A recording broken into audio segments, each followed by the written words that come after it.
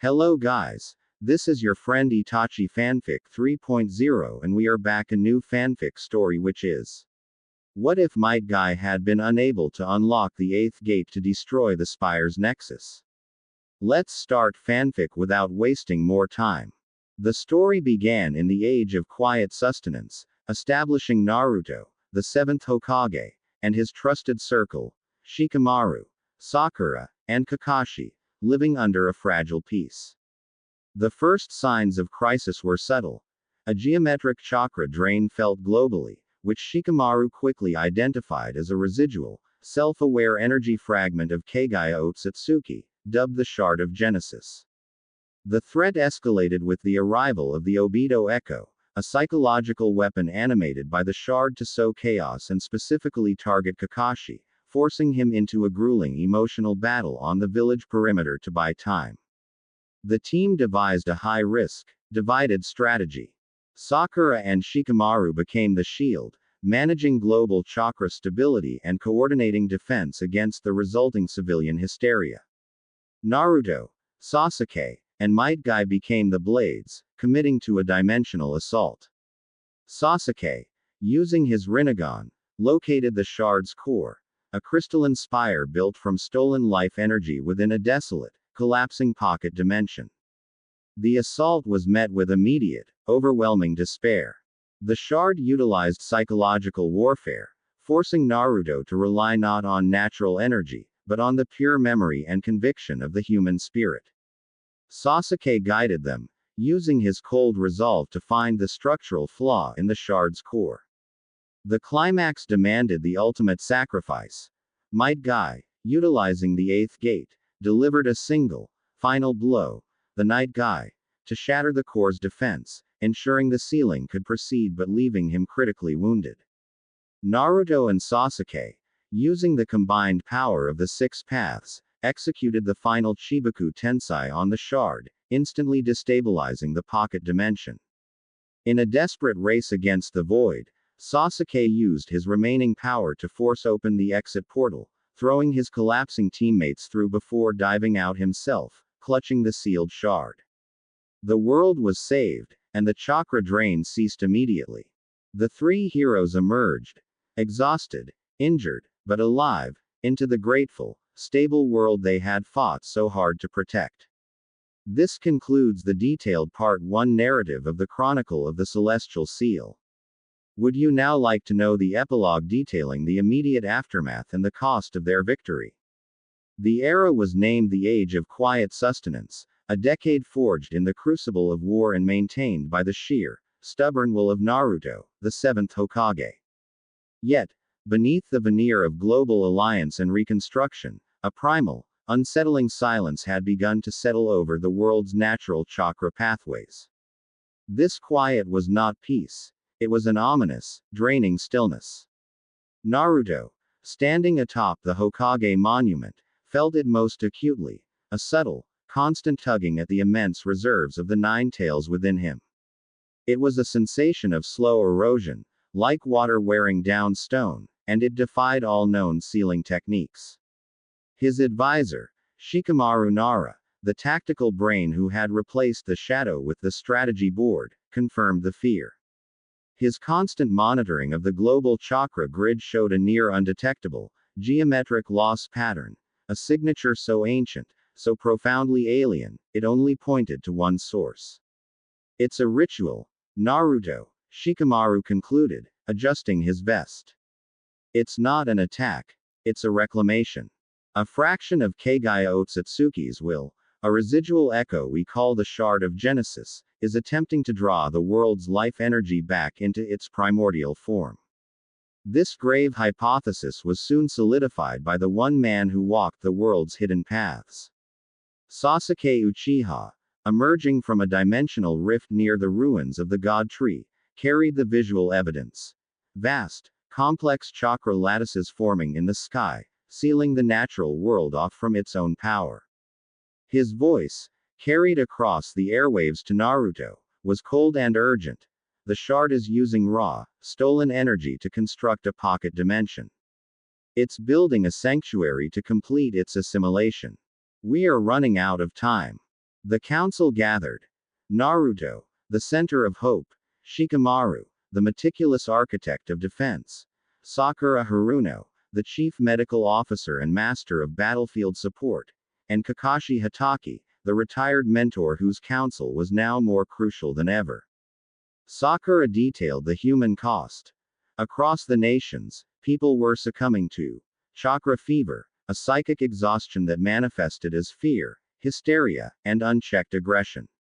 The shard was not just draining energy, it was amplifying negative emotions to fuel itself. If we don't sever the connection soon, the world will turn on itself, she stated, her fist tight. The challenge intensified with the manifestation of the echo. Near the village perimeter, a figure appeared, instantly recognizable by the spiral mask. An unstable, powerful projection of Obito Uchiha, animated by the shard's dark necessity. It was a puppet designed to delay, to confuse, and most critically, to break Kakashi. Kakashi stepped forward without hesitation. His history demanded this confrontation. The echo launched no physical assault immediately.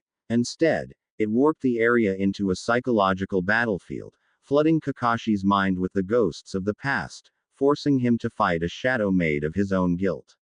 The ultimate defense must be absolute offense, Shikamaru decreed, formulating the only possible plan. We divide our forces. The shield remains here. Sakura to stabilize the global populace and keep the seal stable, me to coordinate the defense against the chaos, and Kakashi to neutralize the Obito echo and protect the gate. And the blades? Naruto asked, his gaze settling on Sasuke. The blades go through, Shikamaru confirmed. You, Naruto, with your limitless power. Sasuke, with the Rinnegan to breach the dimension. And Guy-sensei. Might Guy, standing ready in his iconic green jumpsuit, simply nodded. His rationale was pure. My strength is physical, independent of the chakra being stolen. I will be the shield that ensures Naruto and Sasuke can reach the core. His presence was a commitment to the ultimate, necessary sacrifice should the 8 gates be needed. The final moments of Part 1 were a symphony of calculated chaos. Kakashi launched himself into the dense, confusing battle with the Obito echo. Their clash is a desperate dance between memory and reality, creating critical minutes for the plan. Sakura, her forehead diamond glowing fiercely, channeled an immense wave of restorative chakra outward, momentarily pushing back the global panic and buying the team time. On the ground, Sasuke, utilizing the last of his long-range chakra reserves, executed the complex sealing sequence.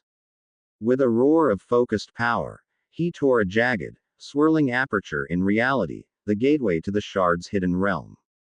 Naruto placed his hand firmly on Guy's shoulder, a silent testament to their shared resolve. He knew this journey was a one-way ticket if Sasuke couldn't sustain the connection for their return. Looking back one final time at the frantic, dedicated faces of Sakura and Shikamaru, Naruto Uzumaki, the 7th Hokage, leapt without a second thought into the blinding, chaotic void, with Sasuke and Guy right behind him.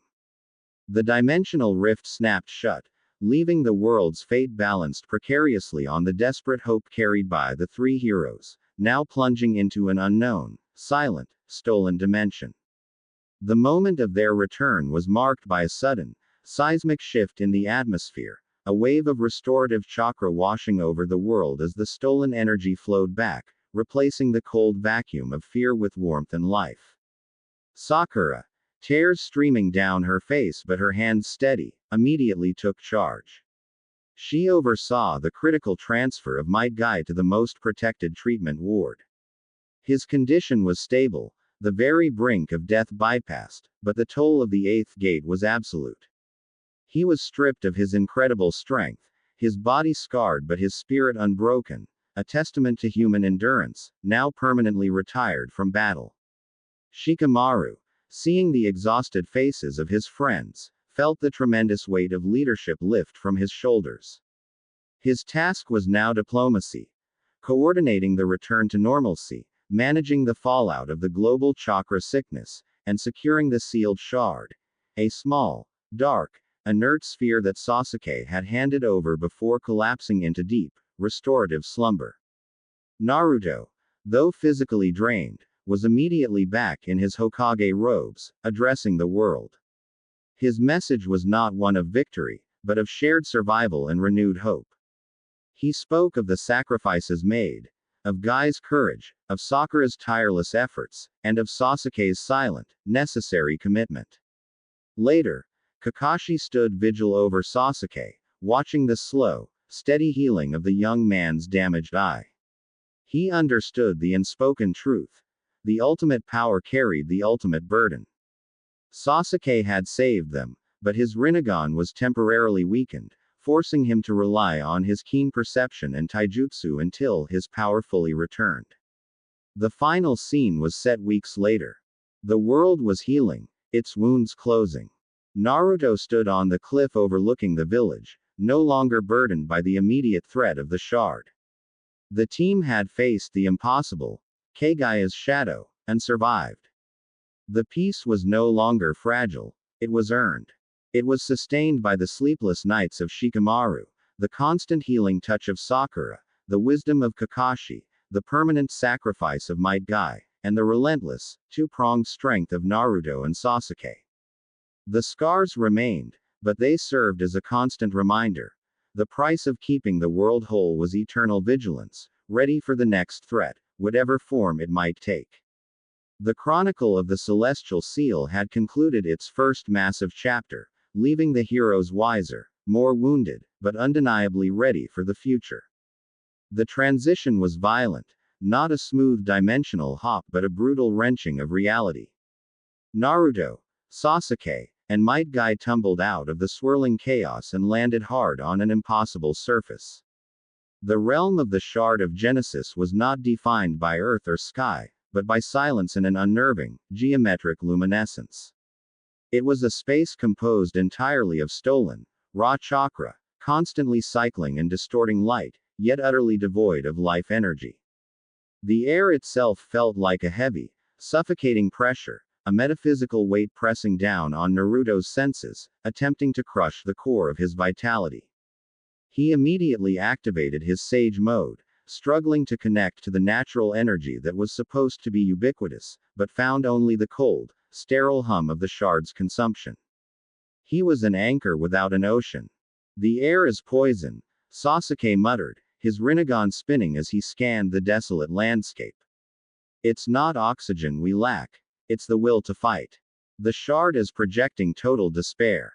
His voice, though calm, betrayed the enormous focus required to maintain his mental walls. Guy-sensei, however, appeared largely unfazed. As the man who relied on physical perfection rather than external chakra, he planted his feet wide, his stance unyielding. Despair is a choice, not a technique. He roared, the sound echoing strangely in the sterile void.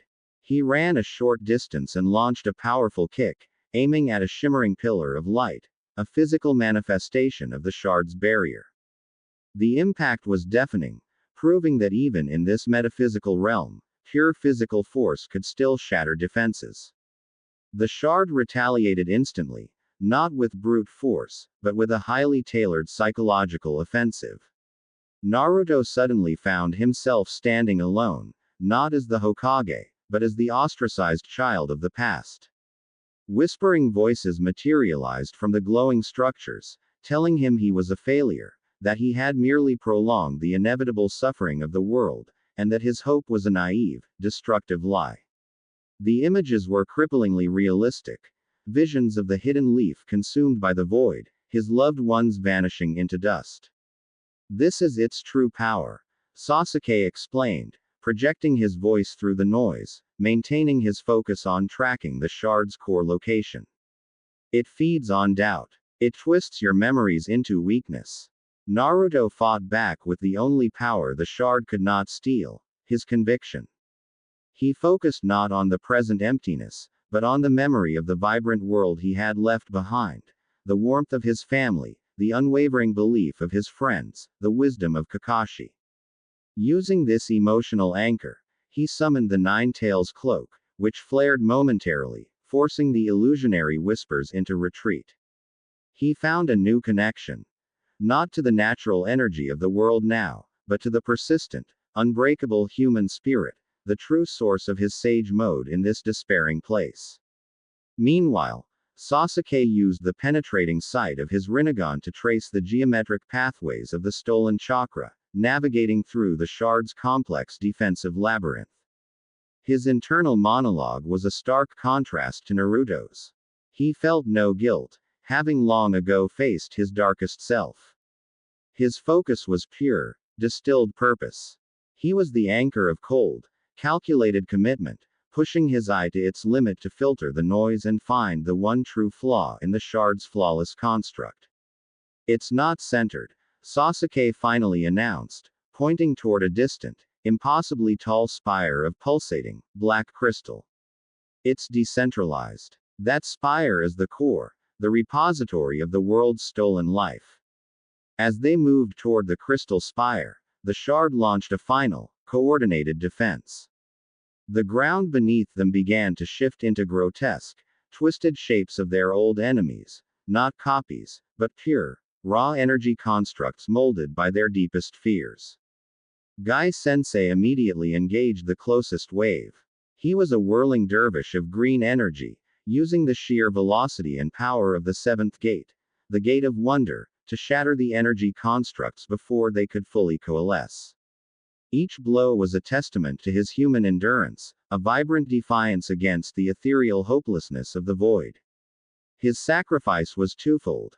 He was protecting his teammates, and he was proving that even without chakra, true spirit could be the mightiest force.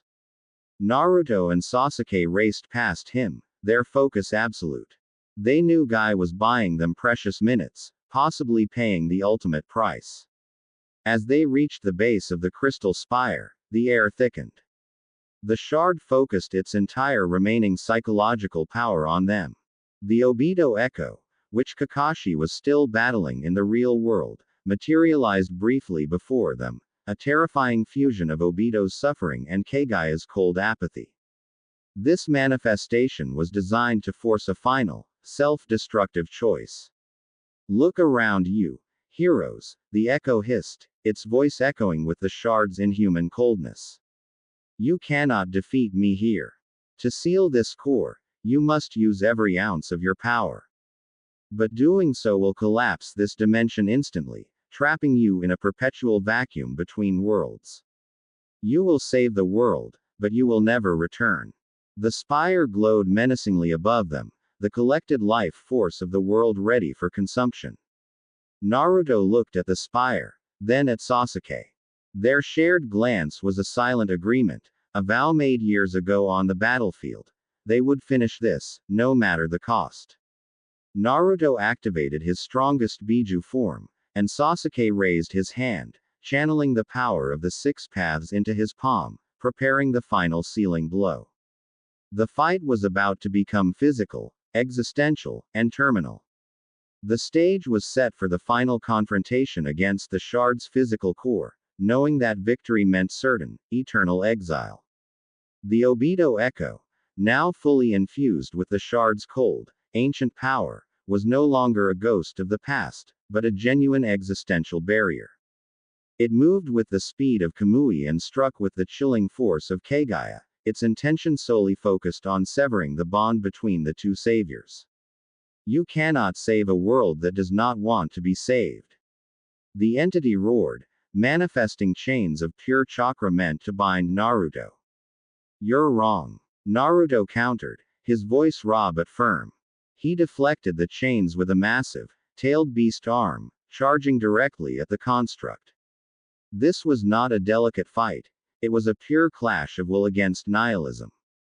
Naruto's strategy was simple. Pin the echo down with overwhelming physical force, creating the crucial window for Sasuke to execute the sealing. Sasuke, meanwhile, used his Susanoo to protect their immediate space, but his eyes were focused entirely on the black crystal spire above.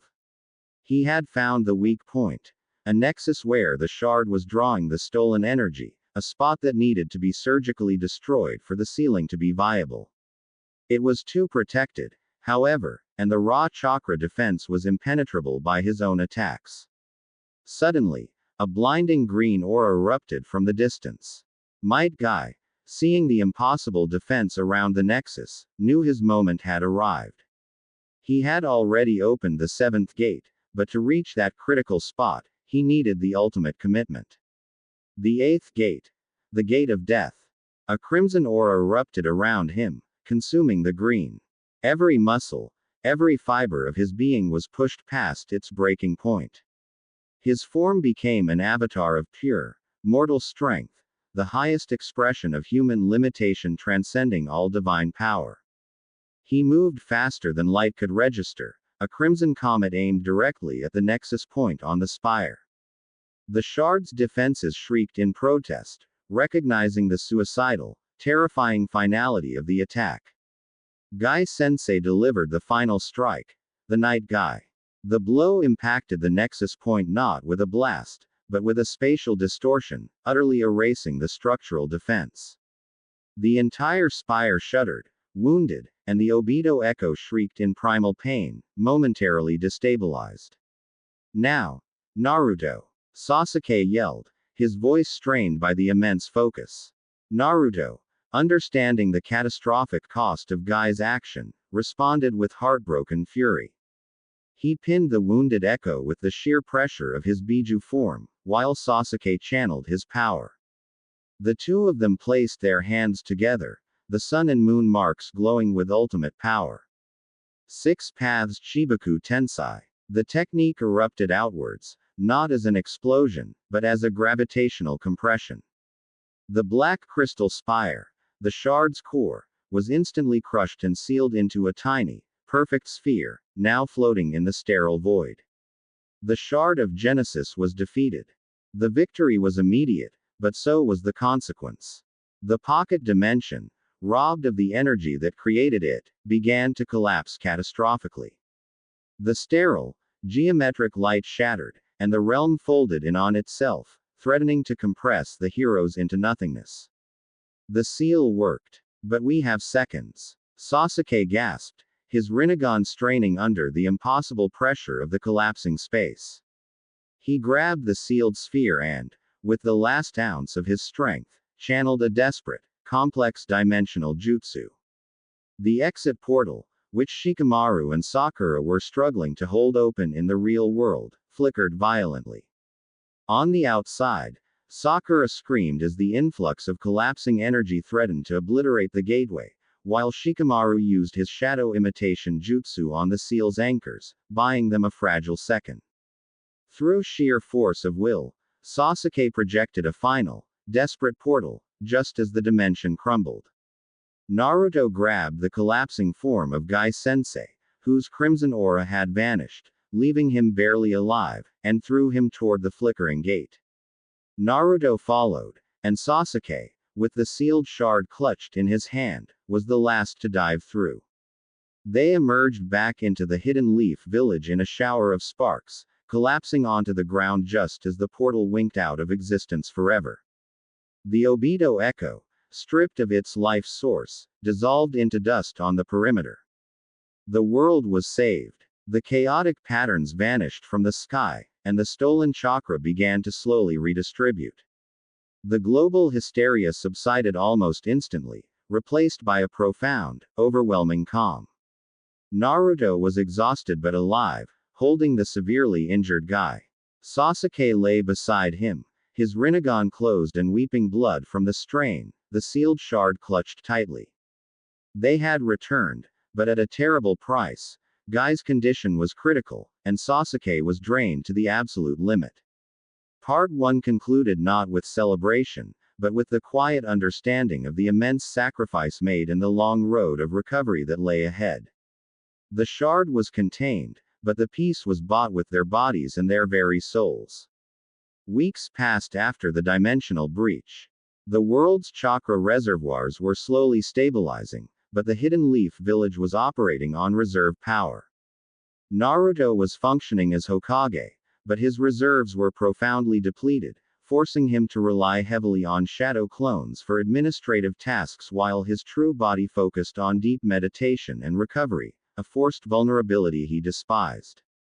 Sasuke remained grounded, the strain of the Rinnegan forcing him into a period of sightless healing, relying entirely on his other senses and Sakura's meticulous care.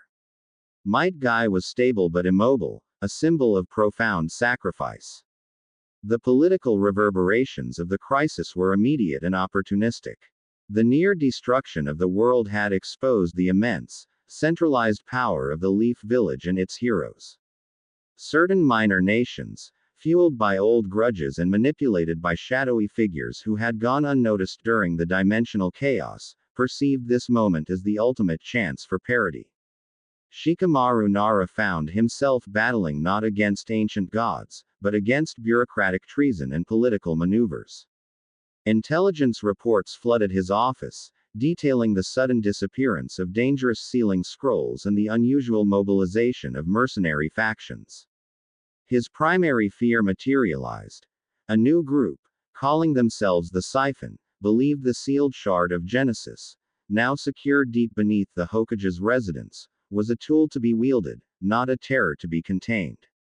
The Siphon's true leader remained hidden, but their first agent was clear.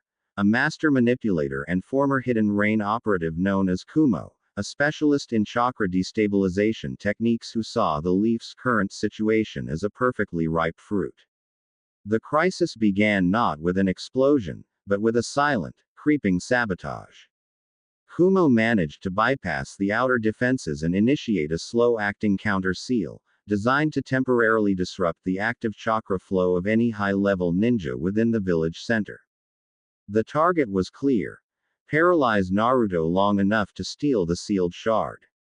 Naruto, deep in recovery meditation, felt the sudden, terrifying cessation of his ability to gather natural energy. He was briefly, utterly defenseless.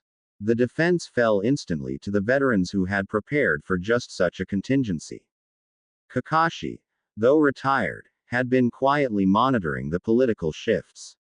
He immediately took command of the defense, relying not on sheer strength, but on meticulous planning. His primary assets were Shikamaru's tactical genius and the non-chakra-dependent strength of the village's younger generation. Kakashi and Shikamaru realized they couldn't risk a full-scale battle within the village, lest the counter-seal spread. They had to draw Kumo out. Shikamaru engineered a brilliant but risky deception, leaking false intelligence about the shard's immediate transfer. The clash of Part 4 was not a power fight, but a battle of minds and misdirection. Kakashi led a small, decoy force, utilizing his vast knowledge of feints and traps, while Shikamaru used his shadow imitation jutsu to manipulate the environment and herd Kumo toward a designated neutralization zone, a place where the counter-seal could be contained. Kumo, confident in the paralysis of the seventh Hokage, walked right into the trap. The final sequence of Part 4 saw a desperate, close-quarters confrontation between Kakashi and the Master Saboteur, relying on speed and strategy over overwhelming power. Naruto, sensing the trap had been sprung, managed to channel just enough residual Nine-Tails power to communicate a single, critical piece of tactical information to Shikamaru via a barely functioning chakra